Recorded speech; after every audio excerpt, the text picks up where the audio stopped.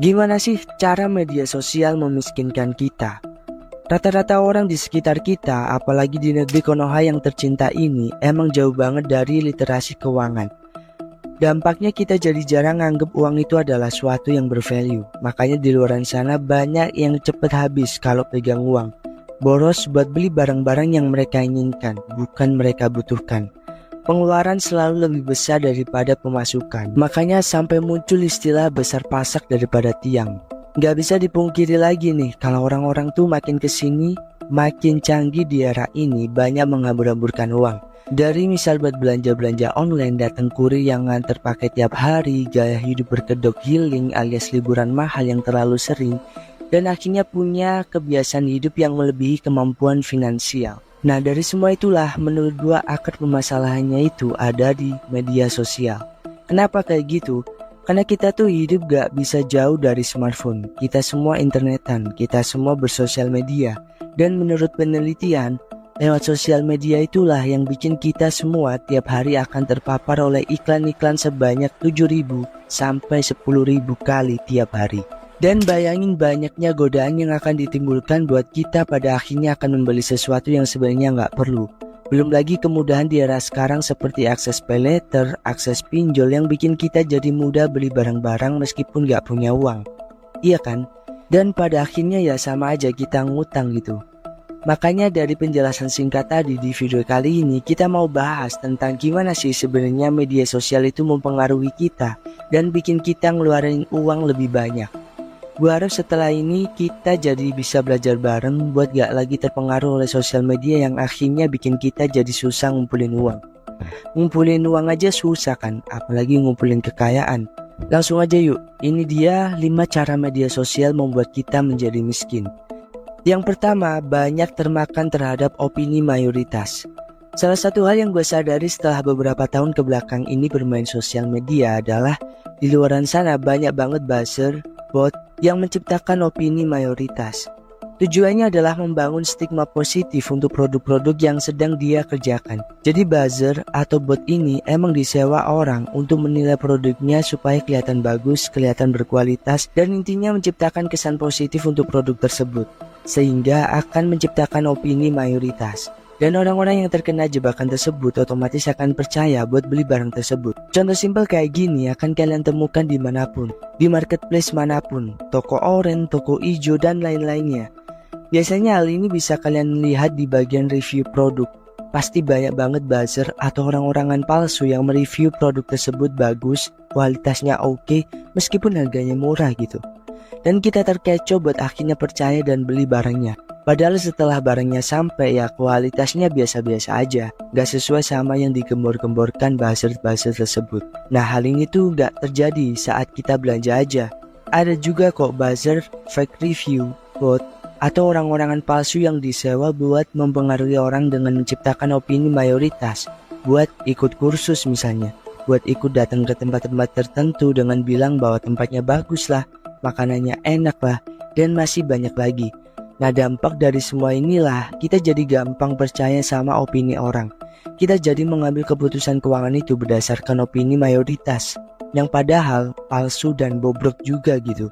Kita jadi lebih boros, banyak keluar uang, dan akhirnya terjebak dalam situasi media sosial ini. Yang kedua, trivialisme. Di internet atau sosial media gak jarang kita itu akan mudah banget nemuin suatu kelompok yang punya ketertarikan sama terhadap kita. Entah itu ketertarikan terhadap otomotif, terhadap fashion, dan lain-lain. Sampai pada akhir di tingkat paling ekstrimnya memunculkan perasaan dengan yang namanya trivialisme. Trivialisme itu singkatnya kayak kita itu lagi di dalam suatu suku atau kelompok yang bikin kita itu seakan punya ketua di dalamnya. Yaitu adalah orang-orang yang kita anggap punya ketertarikan yang sama seperti kita. Dan rasa akan kentalnya identitas itu muncul dan bikin kita pada akhirnya memutuskan keputusan-keputusan keuangan itu berdasarkan bagaimana kelompok atau suku kita itu mengeluarkan uang. Sebenarnya ini tuh nggak jauh-jauh ya dari kata FOMO, tapi kayaknya ini lebih ekstrim lagi. Kalau diilustrasiin kejadiannya kayak gini nih, influencer itu ibarat ketua suku. Mereka tuh ngasih saran buat ngeluarin uang kita itu kemana gitu. Dengan cara menunjukkan ketertarikan dan minat yang sama, lalu kita akhirnya beranggapan menjadi bagian dari suku itu. Terus endingnya, influencer tersebut mempromosikan suatu produk dan kalian beli barang-barang tersebut karena kita ada di suku yang sama dengan mereka. Orang-orang banyak terjebak dengan membeli barang-barang tersebut karena ngerasa punya sense of belonging. Sehingga mereka ngerasa punya tempat, punya teman, dan mereka senang akan hal itu. Jadi orang-orang melihat anggota yang membeli produk dan layanan tertentu, lalu mereka ikut membelinya dan menjadi bagian seutuhnya dari kelompok tersebut. Nah, ketika kita udah terjebak jauh di tempat ini, mengaitkan kita dengan kelompok ini terlalu berlebihan, kita tuh jadi punya keputusan keuangan yang sangat gak masuk akal. Kita tuh merasa harus beli sesuatu karena para anggota suku kita itu bilang harus beli produk itu. Dan ya pada akhirnya kalau diterusin kita jadi gak punya uang gitu. Yang ketiga adalah standar hidup mewah. Untuk pertama kalinya dalam sejarah, selain kita bisa berteman, berelasi, dan menemukan tempat yang bisa menerima kita di sosial media, secara nggak langsung juga kita akan diperlihatkan segala bentuk pencapaian orang-orang di sosial media. Dan untuk pertama kalinya kita bisa melihat kehidupan orang-orang, apa yang dia punya, apa yang dipunyai orang-orang, apa yang dikerjakan dan dilakukan orang-orang. Dan ini menciptakan standar kehidupan yang dimana adalah gak sesuai realita. Kejaran kita akan disuguhi konten-konten gaya hidup yang melimpah mewah yang kebanyakan penontonnya juga kalangan pas-pasan gitu, yang kemungkinan akan terobsesi juga untuk mempunyai hal yang sama seperti mereka. Dan dari situlah tercipta standar hidup mewah yang kita pikir kita juga harus seperti itu. Konten-konten kayak gini bikin kita punya pemikiran yang rusak. Kita jadi buram tentang mana sebenarnya gaya hidup yang normal, yang harusnya kita lakuin sesuai dengan kenyamanan kita, kebutuhan kita, dan tentunya juga kemampuan finansial kita. Media sosial itu seakan mendorong ide bahwa untuk menjadi orang yang sejahtera, kita tuh harus punya mobil mewah, rumah mewah, harta berlimpah, dan masih banyak lagi. Karena ya itulah yang sering kita lihat sebagai tolak ukur kesuksesan.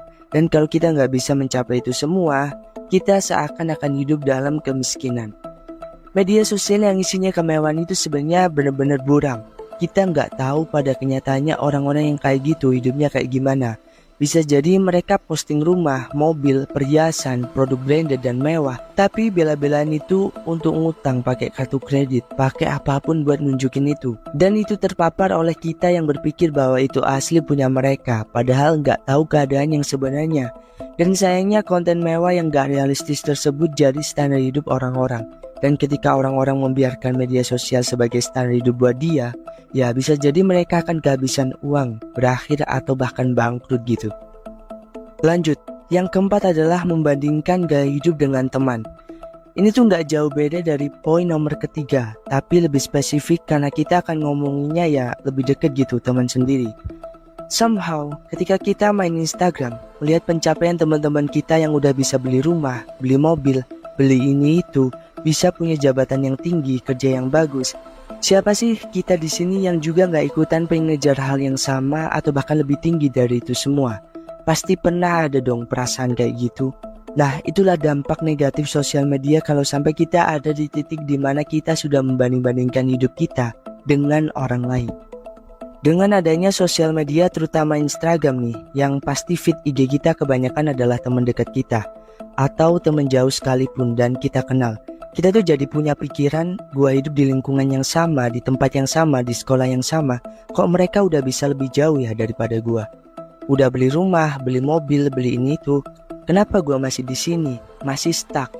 Dan perasaan-perasaan lainnya yang mungkin dari kalian semua juga pernah ngerasain kan? Dan yang terjadi adalah ketika kita sudah terpapar oleh buruknya sosial media yang biasa dijadikan standar hidup orang-orang, kita akan lebih banyak mengeluarkan uang untuk mencoba mengimbangi gaya hidup teman-teman kita. Ada yang beli iPhone, tiba-tiba ikutan beli. Ada yang liburan ke Bali, tiba-tiba nggak mau kalah, jadi pengen liburan juga, tapi yang lebih jauh. Ke Raja Empat kayak ke NTT kayak kemanapun pokoknya, nggak mau kalah gitu. Dan hal-hal kayak gini yang bikin rusak otak kita. Dan bikin pengeluaran kita nggak terkendali. Dan membuat kita jauh dari yang namanya kekayaan. Merasa selalu tertinggal, merasa selalu kurang, merasa selalu ingin lebih tinggi dari teman ataupun orang lain. Itu adalah dampak paparan yang terjadi di sosial media. Ada quotes yang bilang perbandingan adalah pencuri kebahagiaan. Kita semua hidup di jalannya masing-masing, berbeda situasi dan keadaannya masing-masing. Ada banyak faktor yang mempengaruhi gaya hidup seseorang. Kalau kita selalu membanding-bandingkan hidup kita dengan orang lain di media sosial, yang ada kita akan selalu merasa kekurangan, selalu merasa tertinggal, dan selalu lupa sama yang namanya bersyukur dalam hidup. Melihat orang lain buat dijadiin motivasi itu boleh, kalau dengan ngelihat kayak gitu bikin lu jadi ngerasa pengen lebih survive dalam hidup. Tapi kalau ngelihat gaya hidup teman-teman dan bikin lu jadi iri, jadi lebih down dan gak bersyukur, harusnya lu mulai stop dan mulai menyadari dan lebih berpikir lagi langkah apa yang sebaiknya lu lakuin untuk menghindari hal ini. Yang kelima adalah terlalu insecure. Dari semua 4 poin yang udah gue sebutin tadi, sebenarnya kalau kita tarik ke atas nih, adanya perasaan-perasaan terobsesi pengen punya barang seperti orang lain, pengen punya keadaan dan kondisi yang sama seperti orang lain. Itu tuh rasa insecure kita yang memandang diri kita itu terlalu rendah gitu. Jadi kalau misal nih lo punya tujuan sendiri dalam hidup, misal let's say lo itu pengen saving uang buat beli aset, katakan aja rumah gitu. Tapi lo tuh harus bener-bener ngerem pengeluaran dengan gak ngikutin gaya hidup sekitar lo. Misal lo masih pakai smartphone yang biasa aja, sementara temen lo pakai iPhone gitu. Ya lo biasa aja gitu, gak perlu insecure. Gak perlu kayak kelihatan rendah, karena ya lo harus pede banget karena lo punya tujuan lo sendiri buat saving uang buat beli aset. Seperti yang sering gua bilang, lebih baik kita fokus buat finansial diri kita pribadi demi masa depan yang lebih baik, daripada kita sekarang hambur-hamburan uang tapi besok gak makan kan. Nah itu tadi adalah 5 cara bagaimana sosial media itu benar-benar meracuni pikiran kita buat punya mental yang miskin. Nah itu dulu pembahasan di video kali ini. Kalau lo suka channel Uang Krebs ini, jangan lupa subscribe, like, share, dan komen, dan dukung terus channel ini karena kita akan mengupayakan untuk upload setiap hari. Sekian, gua Jody, sampai ketemu di video selanjutnya. See you!